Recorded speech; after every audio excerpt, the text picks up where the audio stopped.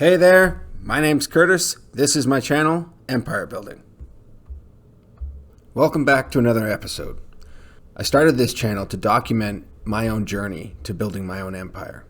I thought that it would be fun to showcase the empires that have been built by other visionaries of our time and even of the past. So, from time to time, I'm going to pick someone who built an empire and show how they achieved success and what we can learn from their example to inspire us to pursue our own dreams. Who better to pick for our first topic than Elon Musk? Elon Musk was born in 1971 in South Africa and raised there primarily by his father following his parents' separation at the age of 10. Determined to get to the United States, Elon first obtained a Canadian passport through his Canadian-born mother in 1989, just before his 18th birthday, knowing that with it, getting into the United States would be far easier from Canada. After attending the University at Queen's in Kingston, Ontario for 3 years, he left to complete his education at the University of Pennsylvania, where he graduated with a bachelor in economics and physics. Elon held 2 internships in Silicon Valley during the summer of 1994. And then in 1995, he began studies for a PhD in energy physics and material science at Stanford University. Just 2 days into his studies, Elon dropped out to launch his first company, Zip2. His days in the classroom were officially over. Elon started Zip2, a web software company, with his brother, with the help of some angel investors. 4 years later, he would sell that company to Compaq for $341 million. Elon's cut would be $22 million for his 7% share in the company. At 28 years old, Elon wasn't done. So I certainly had the choice at that point of retiring and buying an island somewhere and severing my ties, but that was not of interest to me at all. The very next month, with $10 million from the sale of Zip2, he co-founded X.com, an online financial services and email payment company that would later be renamed PayPal. 3.5 years later, PayPal was acquired by eBay for $1.5 billion. Elon's cut this time would be $165 million. I could have bought probably a chain of islands, but that again, that was obviously just not of interest to me. Still feeling underaccomplished, Elon had already refocused his attention, this time to the stars. Before the deal with eBay had even been finalized, he founded Space Exploration Technologies, or SpaceX. In May of 2002, he self-funded it with $100 million of his own newfound wealth. 2 years later, Elon met with 2 energetic entrepreneurs, Martin Eberhard and Mark Tarpenning, who had founded an electric automotive startup company called Tesla Motors. Elon was so impressed that he led a Series A round of investments, starting with $6.5 million of his own money. He was confident that he could convince the world that an electric car could be both exciting and more affordable than internal combustion engines. The master plan was simple. Build a sports car, use that money to build an affordable car, use that money to build an even more affordable car. While doing the above, also provide zero-emission electric power generation options. Sounds pretty straightforward. What could go wrong?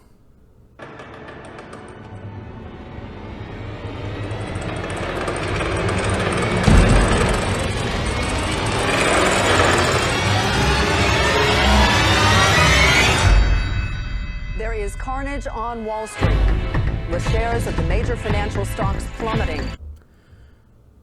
2008 was, by Elon's own admission, the worst year of his life. By this time, SpaceX had failed its first 3 launches to get a rocket into orbit, which is all the chances Elon thought he was ever going to get. And Tesla was burning through millions of dollars every month and was running on fumes, figuratively speaking. All at a time when the world was entering the greatest recession since the Great Depression. Elon managed to pull together enough money to fund one more launch for the Falcon 1 rocket, convinced that he knew what the problem was and could solve it. In September of that year, he was finally successful, but Tesla was still on life support. He had all but depleted his fortune from the sale of Zip2 and PayPal. But without an injection of cash, Tesla would not be able to make its payroll.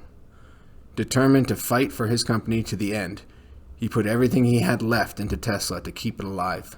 As 2008 drew to a close, Elon found himself in a dark place. His marriage was over. He had burned through nearly everything he had made for himself to pursue his dreams. He put it all on the line with no guarantee that it would make any difference. Then, 2 days before Christmas, NASA called and awarded SpaceX with a $1.6 billion contract to supply the International Space Station using the Falcon 1 rocket. Then, another Christmas miracle on the night before Christmas. Investors came through with $40 million in another round of financing for Tesla. Elon was back.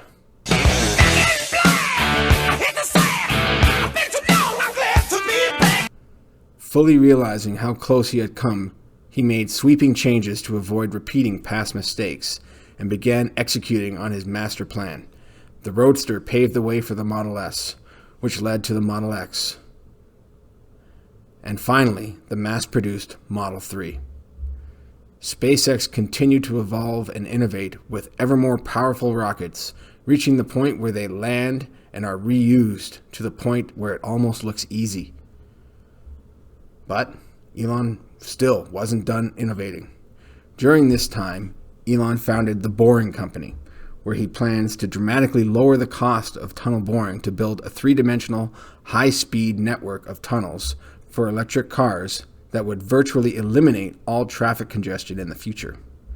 He also founded Hyperlink, which is working on a concept for a high-speed transportation system incorporating reduced pressure tubes in which pressurized capsules ride on a cushion of air driven by linear induction motors and air compressors. He also co-founded Neuralink, with the goal of designing and building implants that would be inserted into the human brain that would allow humans to communicate with computers through conscious thought. The goal being to integrate humans with artificial intelligence. The implications of this is far-reaching and difficult to predict, but it could lead us to a far greater understanding of the human brain and could even provide insight into the treatment of mental illness or even learning disabilities. And, of course, we all get Iron Man suits.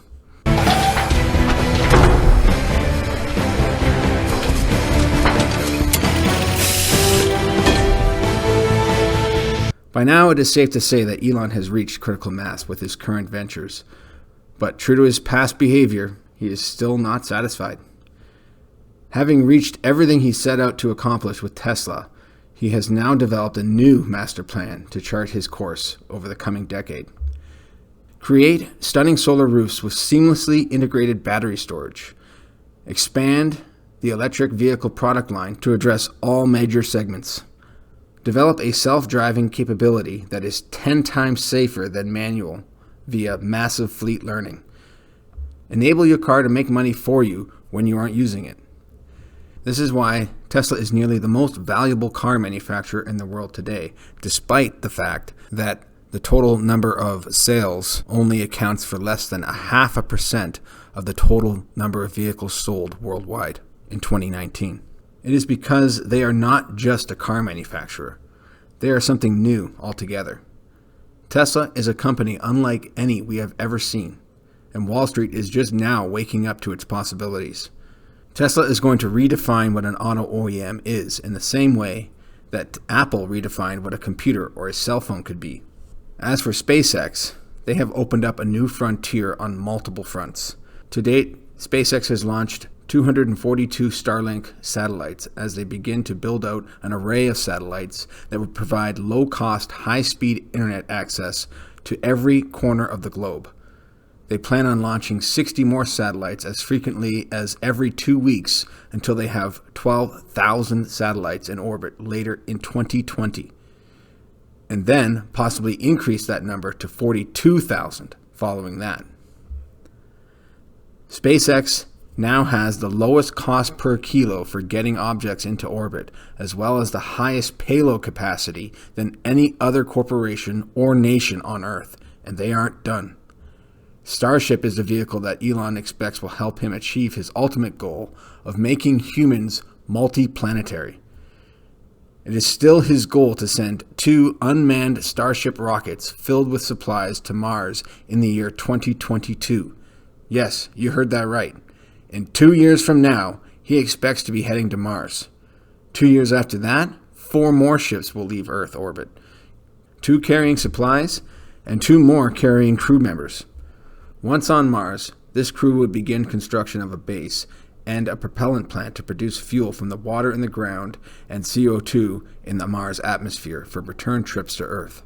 Yes, if this hasn't become readily obvious by this point, then it needs to be said out loud.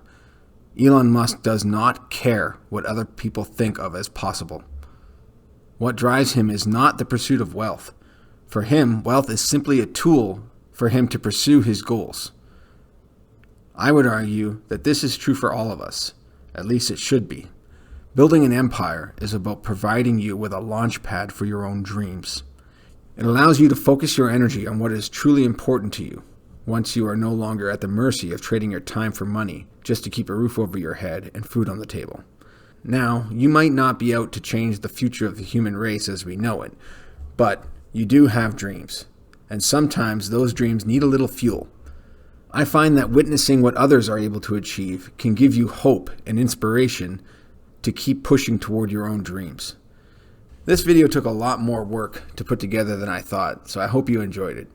Let me know what you think down in the comments. As I mentioned, I plan on doing more episodes like this in the future, showcasing the empires built by various visionaries.